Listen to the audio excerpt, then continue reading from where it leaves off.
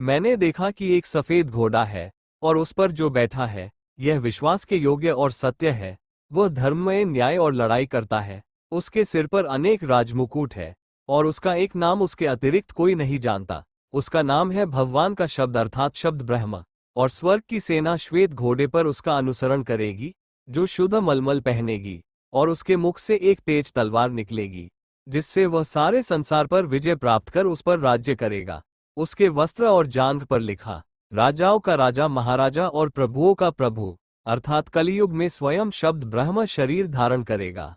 कुछ समय पूर्व इंग्लैंड के संसद सदस्यों का एक घोषणा पत्र प्रकाशित हुआ था, जिसमें कहा गया था, पूर्व और पश्चिम के समस्त धर्मों के लोग इस दूत के आने की प्रतीक्षा कर रहे हैं। यहूदियों का विश्वास है कि उसके मसीहा का मानव रूप में प्राकट्य होगा। बौद्ध देशों में महान शक्ति के आविर्भाव की चर्चा सुनाई पड़ रही है। ईसाई ईसा के द्वितीय आगमन की परीक्षा में है।